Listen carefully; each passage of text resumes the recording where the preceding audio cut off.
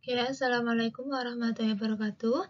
Kita lanjutkan materi manajemen keuangan 2. Hari ini kita membahas tentang penggunaan rasio dalam analisis finansial. Nah, sebelumnya kita tahu dulu kenapa sih kita perlu melakukan analisa terhadap laporan keuangan. Nah, analisa laporan keuangan ini perlu dilakukan supaya kita tahu ya cara untuk menginterpretasikan laporan keuangan dari suatu perusahaan, di mana itu sangat penting bagi pihak-pihak yang berkepentingan terhadap perusahaan tersebut gitu.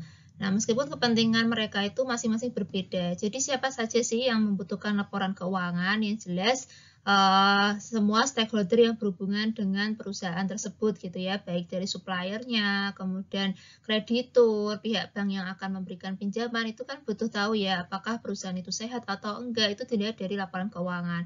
Kemudian dari investornya, ketika kita membeli saham, kita tahu perusahaan itu prospek atau enggak di masa depan, itu juga dapat dilihat dari sisi keuangan yang bisa terlihat di laporan keuangan yang diterbitkan perusahaan tersebut. Sehingga di sini laporan keuangan itu sangat penting untuk bisa diinterpretasikan maknanya ya, dianalisis isinya untuk pengambilan keputusan pihak-pihak yang berkepentingan. Tadi ada pihak supplier, pihak kreditur, investor, masyarakat, pemerintah. Nah, itu adalah pihak-pihak yang berkepentingan. Nah, kepentingan mereka jelas berbeda ya. Kalau kreditur berarti untuk memberikan pinjaman, kalau itu supplier untuk memberikan jumlah pasokannya ke perusahaan tersebut, kemudian investor berarti kaitannya dengan keputusan dalam pemberian modal, kemudian kalau pemerintah berarti kaitannya dengan sisi pajaknya mungkin, kemudian kesehatannya. Nah, ini juga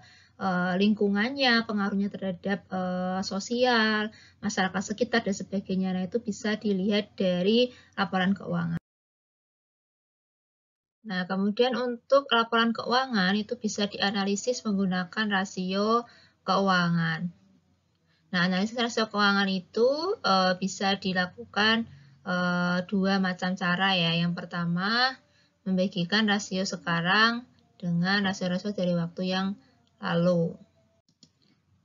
Atau dengan rasio-rasio yang diperkirakan untuk waktu-waktu yang akan datang dari perusahaan yang sama.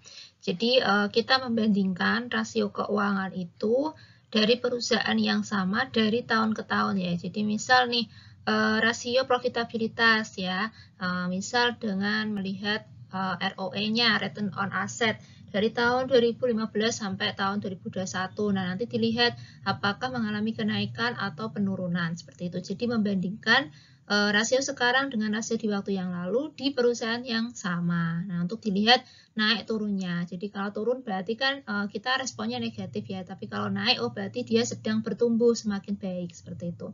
Nah, yang kedua ini dari perusahaan yang sejenis. Jadi dibandingkan tapi bukan dengan perusahaan yang sama, tapi perusahaan yang sejenis. Jadi misal kita membandingkan perusahaan yang sama-sama bergerak di industri tersebut. Misal perbankan ya, kita bandingkan perusahaan Bank Negara Indonesia dan Bank Rakyat Indonesia, BBNI dan BBRI gitu. Nah, kita lihat nih rasio keuangannya untuk nilai profitabilitasnya ya, tadi ROE-nya kira-kira BBNI sama BBRI lebih bagusan yang mana ya, lebih tinggi yang mana. Nah, kalau lebih bagus BBRI ya berarti kita memutuskan untuk investasinya berarti mending di BBRI seperti itu. Nah, ini sekilas aja ya untuk macam jenis analisis rasio keuangan berdasarkan tadi ya dari perusahaan yang sama atau dari perusahaan sejenis yang masih satu industri seperti itu. Nah, kemudian macam-macam rasio finansial bisa dilihat dari sumbernya, ini dibagi menjadi 3 ya. Yang pertama ada rasio neraca. Nah, ini kita fokus ke neraca. Jadi laporan keuangan itu kan ada 5 ya, normalnya ada 5 ya. Salah satunya di sini adalah neraca. Jadi neraca, laporan laba rugi, kemudian laporan arus kas, kemudian ada catatan atas laporan keuangan, kemudian nanti kita analisis per jenis laporan tersebut gitu. Nah, di sini kalau itu neraca, isi dari neraca itu kan ada aktiva, ada pasiva. Sehingga di sini jenisnya untuk rasio neraca itu disebutkan ada current ratio, exit test ratio, current asset to total asset ratio, dan seterusnya. Kemudian rasio laporan laba rugi ini berarti kan kalau laba rugi ini biasanya pendapatan dari perusahaan dikurangi dengan biaya-biaya, kemudian dikurangi dengan bunga dan pajak ya, EBIT earning before interest and tax, kemudian EAT yang terakhir earning after tax. Nah, ini bisa berupa gross profit margin, net operating margin, operating ratio, dan seterusnya. Yang terakhir rasio atas laporan ini bisa terdiri dari aset turnover, inventory turnover, receivable turnover, dan seterusnya. Nah, selain dari penyebutan tadi ya berdasarkan jenis dari laporan keuangannya, sebenarnya rasio keuangan ini juga sudah familiar kita dengar beberapa jenisnya dilihat dari sudut pandang yang lain ya. Yang pertama dibagi ada rasio likuiditas. Likuiditas ini bermula dari kata liquid ya. Liquid ini berarti kita gampangnya untuk mengingat dia mudah untuk mencairkan uangnya gitu ya, terutama dalam hal pemenuhan kewajiban gitu. Sehingga di sini rasio likuiditas itu mengukur likuiditas perusahaan. Seberapa liquid sih perusahaan itu bisa membayar hutang-hutangnya gitu ya. Jadi kasnya yang digunakan untuk membayar hutang-hutang itu kira-kira cukup gak sih gitu. Dan cukupnya itu persentasenya semakin besar atau semakin kecil gitu angkanya. Jadi kalau semakin kuat berarti angka likuiditasnya semakin besar seperti itu. Nah, kemudian yang kedua ada rasio leverage. Ini mengukur seberapa jauh aktiva dari perusahaan itu dibiayai oleh utang gitu. Ini dilihat dari sisi aktiva ya. Aktiva berarti aset dari perusahaan itu dia menggunakan hutangnya itu seberapa banyak sih. Kalau banyak yang menggunakan utang berarti jelek ya, berarti nanti kan aktiva ini kalau terlalu banyak dibiayai dengan hutang, ketika harus melakukan pelunasan terhadap hutang bisa-bisa aktivanya habis gitu ya untuk pelunasan hutang semua seperti itu. Kemudian rasio-rasio aktivitas. Nah, ini aktivitas berarti kaitannya dengan seberapa besar efektivitas perusahaan dalam mengelola sumber-sumber dananya gitu, seberapa efektif gitu. Nah, ini kaitannya dengan operasional sebenarnya kalau aktivitas ya. Jadi sumber dana itu yang dimiliki oleh perusahaan bisa digunakan untuk menghasilkan pendapatan penjualan enggak untuk perusahaan tersebut gitu. Kemudian rasio profitabilitas ini menunjukkan hasil akhir ya, berapa kebijaksanaan dan keputusan. Jadi ini kalau profitabilitas itu sebenarnya lebih menunjukkan ke seberapa mampu sih perusahaan itu dapat menghasilkan keuntungan gitu bagi perusahaan tersebut. Nanti bisa dilihat dari sisi ekuitasnya maupun dari sisi asetnya. Nah, kemudian untuk di sini ada contoh dari neraca PT Harum per 30 Desember tahun 1986. Nah, ini tahunnya jadul ya, karena ini sama persis kayak di buku contohnya. Nah, kalau tampilan dari neraca jelas ada sisi kanan dan sisi kiri ya. Nah, ini untuk sisi aktiva dan ini untuk sisi pasiva. Aktiva itu sendiri terdiri dari aktiva lancar dan ada aktiva tidak lancar atau disebut sebagai aktiva tetap. Lancar itu maksudnya mudah diuangkan ya, dicairkan. Jadi dalam bentuk cash, kas ini ya, berarti udah uang cash di sana. Kemudian efek piutang. Kemudian aktiva tetap. Aktiva tetap ini berarti yang butuh waktu ya untuk mencairkan dalam bentuk uang cash seperti itu. Jadi ada mesin, ada bangunan, nanti ada tanah. Nah, ini kan nggak bisa langsung diuangkan, perlu dijual dulu gitu kan untuk bisa jadi uang. Nah, kemudian untuk sisi pasiva itu terdiri dari hutang dan modal sendiri. Nah, di sini nanti ada hutang lancar, hutang wesel, pajak, dan seterusnya. Kemudian ada hutang jangka panjang, ini terdiri dari obligasi contohnya. Kemudian ada modal sendiri, ini biasanya meliputi modal saham dan agio saham. Kemudian ada di sini nanti menunjukkan total dari modal sendiri dan hutang yang dimiliki oleh perusahaan. Nah, ini harus balance antara pasiva dan aktivanya. Nah, kemudian untuk laporan laba rugi ini tampilannya ya. Jadi penjualan dari perusahaan itu berapa, kemudian harga pokok penjualan itu nanti dikurangi dengan biaya-biaya. Setelah dikurangi dengan biaya, baru dikurangi dengan bunga ya, bunganya. Setelah itu baru dikurangi dengan pajak, baru diperoleh EAT, earning after tax, laba setelah.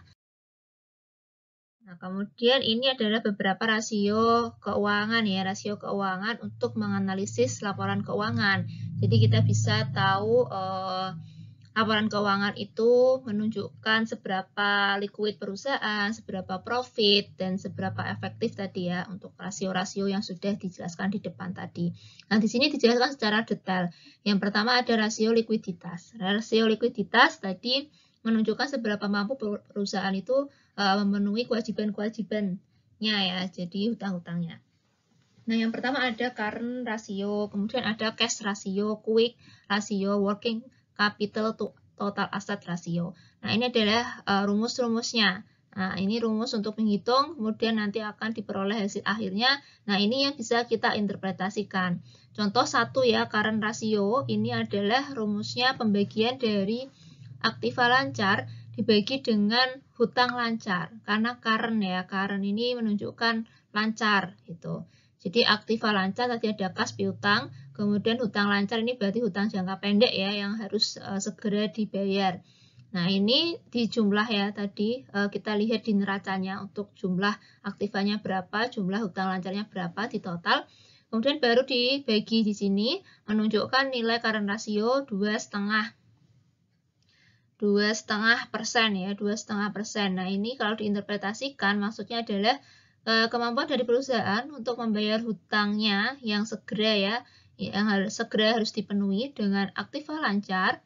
Itu maksudnya adalah setiap hutang lancar Rp1 itu akan dijamin dengan aktiva lancarnya sebesar Rp2,5. Nah, ini jadi cukup bagus ya, cukup aman gitu. Jadi hutang Rp1 itu dijamin dengan aktiva lancar Rp2,5. Jadi kan lebih tinggi aktivanya. Otomatis kalau hutangnya 1, kok dijamin dengan angka 2,5, ini kan wis nutup ya, masih sisa 1,5 kalau untuk digunakan membayar hutang lancar seperti itu. Jadi ini sudah aman kalau dilihat dari sisi kesehatan bank ya, tadi kemampuan perusahaan dalam membayar hutangnya. Nah, ini yang lain nanti dibaca sendiri untuk angka-angkanya ini. Nah, kemudian yang kedua ada rasio leverage tadi ya, perusahaan itu membiayai aktivanya itu dari hutang tuh seberapa banyak gitu. Nah, ini ada beberapa rasio. Yang pertama ada total debt to equity ratio, sering disebut DER ya. Kemudian debt to total capital asset, long term debt to equity ratio, tangible asset debt coverage. Nah, ini adalah rumus-rumusnya. Kita ambil satu contoh untuk debt to equity ratio atau DER. Di sini rumusnya adalah keseluruhan hutang ya, baik dari hutang lancar maupun hutang yang tidak lancar, artinya hutang jangka pendek dan hutang jangka panjang ini digabung menjadi total hutang dibagi dengan jumlah modal sendirinya. Nah, kira-kira modal sendirinya ini nanti mampu menutup hutangnya berapa banyak gitu. Nah, di sini bagian dari setiap rupiah modal sendiri yang dijadikan jaminan untuk keseluruhan hutang adalah Rp63 dari setiap rupiah modal sendiri menjadi jaminan hutang.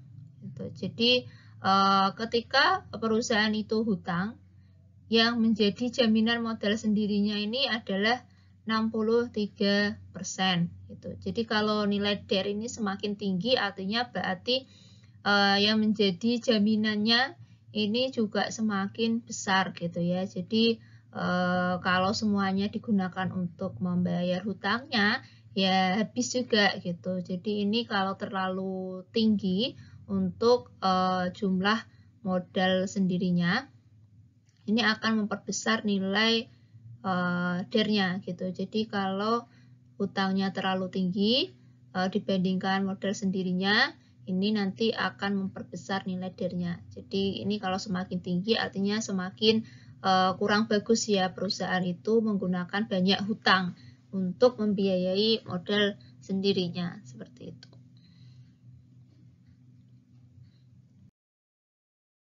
Kemudian selanjutnya ada rasio aktivitas, ada total asset turnover, receivable turnover, average collection period. Nah, ini adalah rumusnya. Contohnya di sini untuk total asset turnover adalah penjualan neto dibagi dengan jumlah aktiva. Nah, ini nilainya adalah 1 atau 1,33 kali ya. Maknanya adalah bahwa kemampuan dana yang tertanam dalam keseluruhan aktiva berputar dalam satu periode tertentu atau kemampuan modal yang diinvestasikan untuk menghasilkan pendapatan itu rata-rata dalam 1 tahun akan berputar sebanyak 1,33 kali atau setiap rupiah aktiva selama setahun dapat menghasilkan pendapatan sebanyak 1,33. Jadi 1 rupiah aktiva itu akan menghasilkan penjualan ya, pendapatan penjualan sebesar 1,33 rupiah seperti itu. Nah, ini semakin besar semakin bagus ya, yang artinya ketika jumlah aktivanya itu mampu menghasilkan revenue-nya lebih tinggi, berarti lebih baik. Artinya aktivanya semakin berkualitas ya, bermanfaat dalam menghasilkan pendapatan untuk perusahaan. Selanjutnya rasio keuntungan ya, ini atau rasio profitabilitas. Ada gross profit. Kemudian ada operating income ratio, operating ratio, net profit margin. Nah, contoh misal di sini yang net profit margin. Rumusnya adalah keuntungan neto sesudah pajak. Ini bisa dibilang tadi ya EAT, earning after tax, dibagi dengan penjualan netonya. Nah, diinterpretasikan keuntungan neto per rupiah penjualan. Setiap rupiah penjualan menghasilkan keuntungan neto sebesar 0,06 atau 6%. Jadi penjualan neto ya, penjualan bersih dari perusahaan itu nanti akan menghasilkan keuntungan setelah pajak itu sebesar 6% atau 0,06. Nah, ini semakin tinggi juga semakin baik. Artinya penjualan yang dilakukan oleh perusahaan itu berkontribusi terhadap keuntungan yang diperoleh setelah pajak itu semakin besar seperti itu. Nah, ini juga masih sama ya, ini juga rasio-rasio profitabilitas masuknya. Jadi kaitannya dengan return ya, kemampuan perusahaan dalam menghasilkan keuntungan. Nah, kemudian selanjutnya ini adalah contoh ya, contoh penerapan analisa rasio keuangan. Ini di sini bisa menggunakan dua macam pembanding, yaitu present ratio dengan rasio semacam di waktu yang lalu tadi ya, secara historis. Jadi rasio saat ini dibandingkan dengan rasio tahun sebelumnya, atau dengan membandingkan pada perusahaan lain yang masih satu industri atau sejenis gitu. Nah, di sini ada contoh perusahaan Bima untuk rasio keuangan perusahaannya selama 3 tahun, dari tahun 82 sampai 84. Nah, di sini sudah dihitung ya. Jadi di sini sudah dihitung. Di sini terdiri dari beberapa rasio. Ada rasio likuiditas ya, tadi current rasio. Kemudian rasio aktivitas ada inventory, turnover, collection period, net profit margin, ini rasio profitabilitas ya tadi. Nah, ke bawah ini 456 ini rasio profitabilitas, 23 ini aktivitas ya, yang satu ini likuiditas. Nah, ini bisa dianalisis kalau sudah diperoleh data seperti ini ya, 3 tahun terakhir, nanti dibandingkan apakah tahun ini lebih baik dari tahun sebelumnya atau justru malah menurun seperti itu. Nah, ini adalah analisisnya. Ini bisa dibaca berdasarkan tadi rasio-rasio keuangan yang sudah dikumpulkan dari 3 tahun terakhir.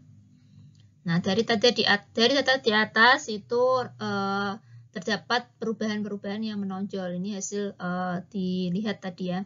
Kemudian tahun 1982 ini yang menonjol adalah collection period, di mana di sana diperoleh 85 hari ya. Collection periodnya itu berarti jauh lebih besar daripada pembayaran penjualan kredit yang telah ditetapkan sebelumnya. Ini berarti banyak piutang yang tidak dibayar tepat pada waktunya. Jadi harusnya dibayarnya sebelum 60 hari. Nah, ini ternyata dibayarnya sampai 85 hari gitu. Jadi ini nanti banyak piutang yang tidak terpenuhi secara tepat waktu gitu. Jadi ini nanti kasnya yang berpengaruh kalau piutang dari perusahaan tidak dibayar tepat waktu. Nah, kemudian karena kesalahan collection policy, maka mengakibatkan rendahnya net profit margin dan rasio-rasio rate of return lainnya. Tadi ya, karena kasnya berkurang, ini akan mengakibatkan rendahnya profit yang akan diperoleh. Nah, kemudian untuk tahun 1983 ini sudah mulai bagus dilihat dari nilai collection policy-nya yang berubah menjadi 59 hari. Jadi awalnya 85 hari jadi 59 hari. Nah, ini di bawah jatuh temponya ya, sehingga di sini sebenarnya lebih baik. Jadi lebih kecil daripada hari pembayaran penjualan kredit yang telah ditetapkan. Tetapi di sisi lain ini dilihat dari rasio yang lain ya, untuk nilai inventory policy-nya kurang baik karena dilihat dari inventory turnover-nya turun dari 6,5 menjadi 4,2 kali untuk kebijakan persediaan ya inventory.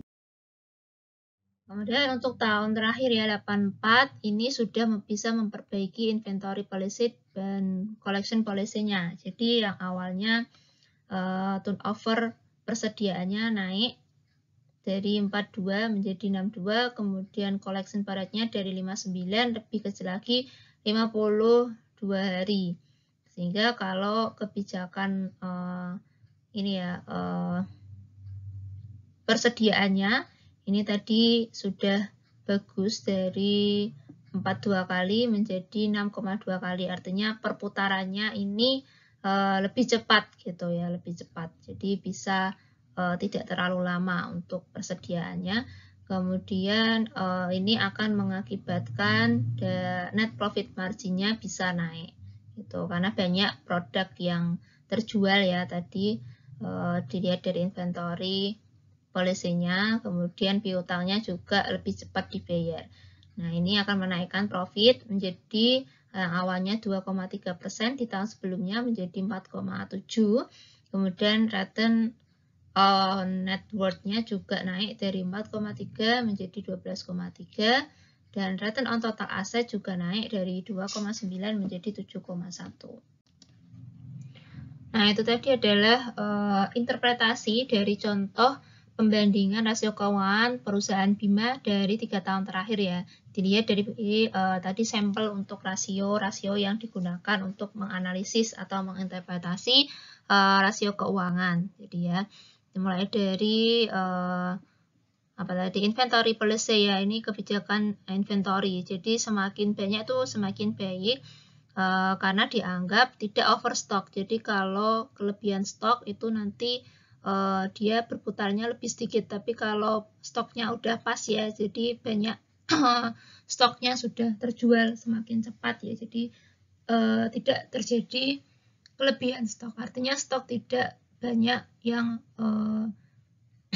tertimbun gitu. Jadi stoknya langsung bisa terjual lebih cepat gitu. Ini lebih baik. Dan collection policy ini tadi kaitannya dengan pembayaran piutang. Nah, ini yang lain-lainnya ini rasio profitabilitas. Ya, untuk selanjutnya ini adalah penggunaan rasio finansial rata-rata untuk menyusun proyeksi laporan finansial.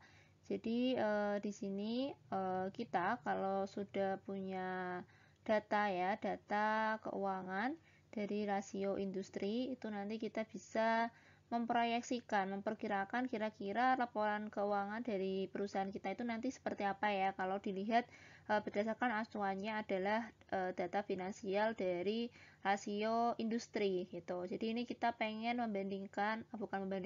tapi pengen memperkirakan ya laporan keuangan kita di masa depan itu seperti apa sih dengan melihat acuannya adalah laporan keuangan di industri yang sudah ada gitu ya. Ini sudah ada datanya seperti ini. Nah, kemudian nanti kita hitung satu-satu ya rasio keuangan perusahaan kita berdasarkan ini data yang sudah ada rasio industri ini. Pertama kita cari besarnya hutang. Hutang ini rumusnya adalah debt dibagi net worth gitu ya. Nah, di sini tadi yang sudah diketahui ya dari data yang ada di data sebelumnya tadi diketahui common stock dan retained earning ini adalah 20.000 dan 18.000. Nah, itu menunjukkan net worth-nya gitu. Jadi jumlahnya dilihat dari data yang sebelumnya tadi ya, data dari rasio industrinya. Nah, setelah itu baru kita bisa memperoleh nilai hutang gitu dari angka dari rumus ini. Ini rumus debt dibagi net worth itu 50%, tadi sudah ada ya data di depan. Kemudian net worth-nya adalah penjumlahan dari common stock dan retained earning-nya. Nah, kemudian di situ diperoleh jumlah hutangnya adalah 19.000, sehingga untuk selanjutnya kita bisa mengetahui total aktiva, yaitu dengan cara menambahkan utang plus modal sendiri, gitu kan. Jadi ini total aktiva itu kan selalu sama dengan total pasiva. Pasiva itu isinya utang dan modal sendiri, dan hutang kita sudah tahu angkanya 19.000 di sini. Nah, modal sendiri ini adalah penjumlahan dari common stock dan return earning ya. Jadi saham biasa dan laba ditahan gitu. Itu menjadi modal sendiri dari perusahaan, sehingga diperoleh total aktivanya ya sama dengan total pasiva yaitu 57.000. Kemudian setelah itu kalau kita sudah tahu, kita bisa menghitung juga untuk total aktiva liquid, yaitu penambahan dari kas ditambah dengan piutang dengan melihat rumus dari acid test rasio. Nah, tadi di data finansial rasio untuk industri itu kita sudah tahu nilai acid test rasionya itu 1,5 ya. 1,5 kali. Nah, sehingga di sini kita bisa menghitung untuk nilai penjumlahan dari kas plus piutang itu berapa gitu. Jadi ini acid test rasio itu kalian lihat rumusnya di depan tadi ya, di rasio-rasio keuangan yang lengkap itu di sini dilihat rumusnya adalah kas plus piutang dibagi dengan ini jumlah hutang itu, hutangnya adalah 19.000.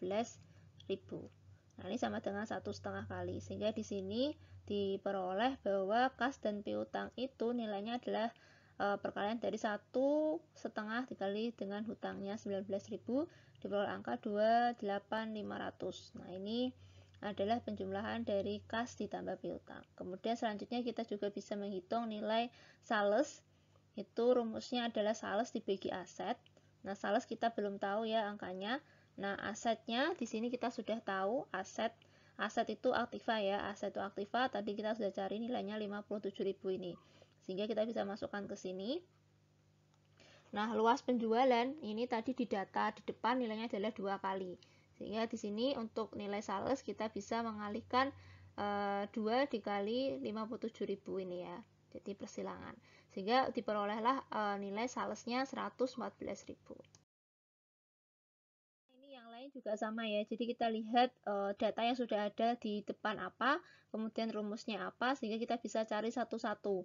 Mulai dari tadi kas ya, hutang, piutang, kas, kemudian inventory dan seterusnya. Nah, ini menunjukkan proyeksi gambaran nanti kira-kira perusahaan kita itu kalau dilihat dari acuan data finansial industri yang sama itu nanti di masa depan itu ya sekitar segini yang diperoleh. Nah, ini kalau sudah dapat semuanya, kita bisa merumuskan angka-angka tadi ya. Kita sudah nyari kas nilainya berapa, piutang tadi berapa, inventory berapa. Nah, ini nanti kita bisa menyusun yang namanya neraca pro forma. Nah, pro forma balance sheet ini berdasarkan angka-angka yang tadi kalian sudah hitung ya.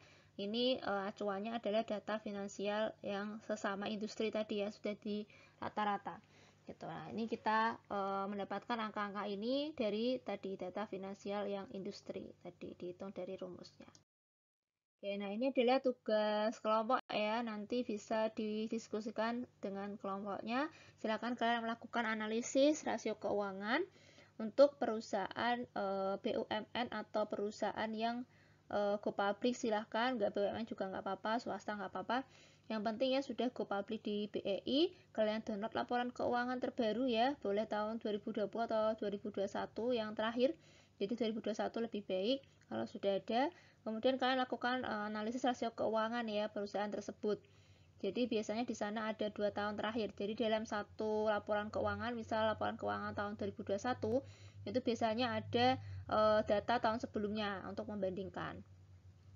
Nah, kemudian kalian ambil perwakilan ya, masing-masing rasio yang bisa kalian analisis, interpretasi. Bisa tadi perwakilan untuk rasio aktivitas, kalian ambil turnover rasio, kemudian rasio likuiditas kalian ambil current rasionya. Nah, itu kalian ambil satu-satu, kemudian kalian analisis, interpretasikan bagaimana kondisinya gitu ya, dibandingkan dengan tahun sebelumnya. Apakah lebih baik atau lebih jelek gitu. Nah, ini kalian bisa menyusun tugas kalian seperti ini, dibentuk tabel ya dalam Word. Nanti kalian bisa isi angka-angkanya di sini, tahun 2020 berapa, 2021 berapa, kemudian kalian interpretasikan maknanya seperti apa, kemudian nanti kalian bandingkan ya dari tahun sebelumnya itu lebih baik atau lebih jelek gitu. Oke, sekian dari saya, terima kasih, semangat belajar. Assalamualaikum warahmatullahi wabarakatuh.